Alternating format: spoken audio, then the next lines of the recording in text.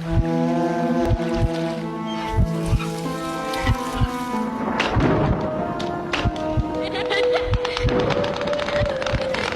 are towns, and then there are the towns that feel like they've been waiting for something to open the door, waiting for something to crawl in through the cracks, waiting for something ancient and hungry.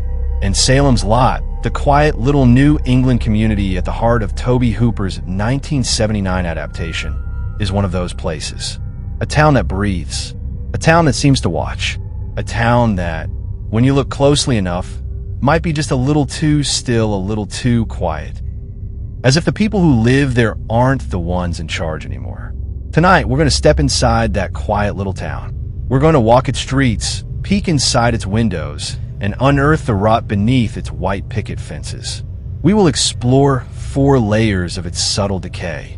The town as a character, hidden sins, Barlow as catalyst, and isolation and denial.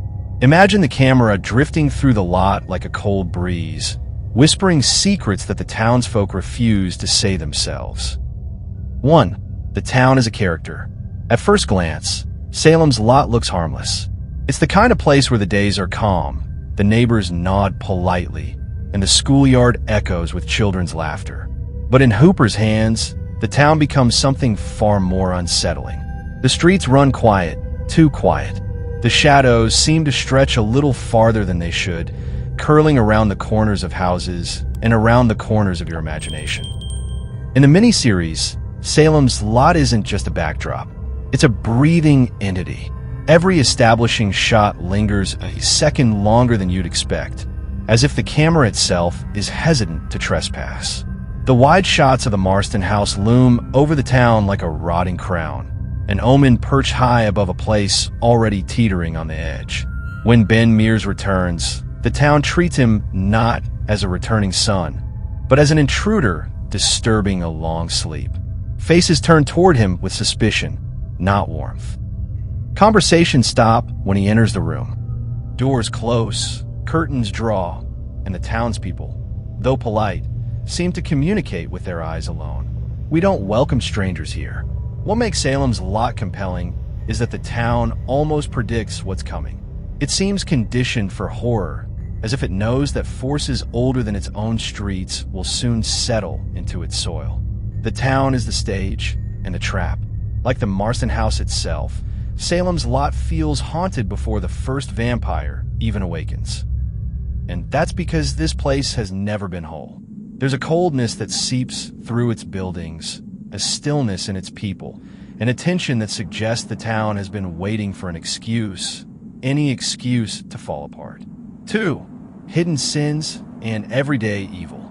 Every small town has its share of secrets, but Salem's Lot is drowning in them. Before Barlow arrives, the community already festers with unseen wounds. Hooper gently exposes these flaws in ways that feel disturbingly familiar. The abusive husband who hides behind a friendly smile.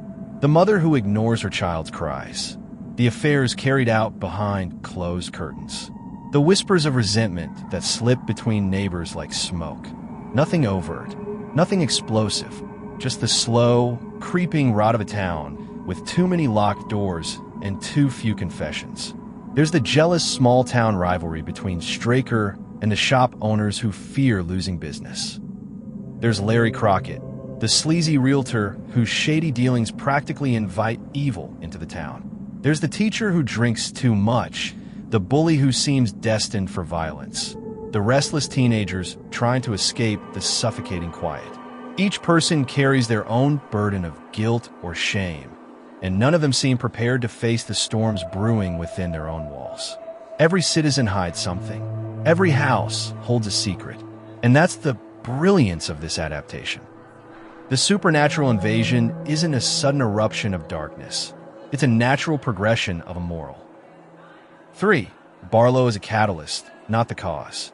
Kurt Barlow arrives like a storm, but he doesn't bring the darkness with him. He simply fans the flames that were already smoldering. In the 1979 miniseries, Barlow is a feral, Nosferatu-inspired monster, a silent embodiment of ancient hunger.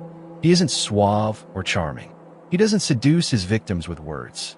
No, this Barlow hungers.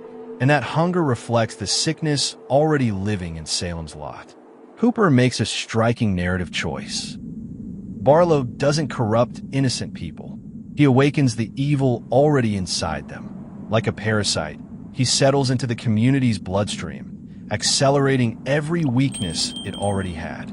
The lot becomes fertile ground for him because its people are isolated, frightened, selfish, or complacent. They're already drifting toward darkness, and he gives them the final nudge. Barlow doesn't seek out the strong. He seeks out the vulnerable, the lonely children, the timid townsfolk, the ones who feel ignored or mistreated, those who want escape, even if escape means surrendering their humanity. He spreads not like a conqueror, but like a plague. The way he infects the Glick boys, turning a moment of childhood terror into one of the most iconic scenes in television horror, is a perfect example. He doesn't force the door open. He makes the victims invite him in. The evil in Salem's Lot is not the vampire king on the hill. It's the willingness of the townspeople to succumb. Barlow simply lets the town become what it truly is. He doesn't reshape the lot. He reveals it. 4. Isolation and denial. Isolation is one of the deepest wounds in Salem's Lot. Everyone is close in distance, but separated in spirit. Neighbors nod, but don't truly connect. Families eat together, but don't truly talk. The town is a collection of lonely people pretending everything is fine. Hooper uses this loneliness like kindling. As the strange events begin, the disappearances, the sudden illnesses, the cold drafts in the night, every person reacts with denial. They retreat inward.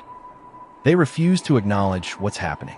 They tell themselves it's nothing, always nothing. The sheriff looks the other way. The teacher dismisses the odd behavior of his students. Parents ignore their children's fear, chalking it up to imagination. This denial becomes the town's undoing.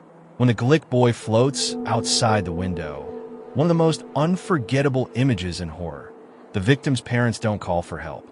They don't warn the neighbors. They don't scream. They just hope it goes away. And that's how evil spreads in Salem's Lot. Quietly, through silence and secrecy. Through the moments when someone should speak, but doesn't. Through the times when someone should intervene, but turns away. The lot doesn't fall because a vampire arrives. It falls because no one in the town stands together. Their denial becomes an invitation. Isolation becomes surrender. And the darkness slips in like fog through the trees, unnoticed until the entire town is swallowed by it. When the final transformation occurs, when the town becomes a ghostly shell filled with the undead, it's not a sudden collapse. It's the inevitable result of a community that refused to face its problems, supernatural or otherwise. In Salem's Lot, monsters thrive where people deny their own demons. This is what makes the 1979 adaptation so haunting. Not the fangs, not the glowing eyes,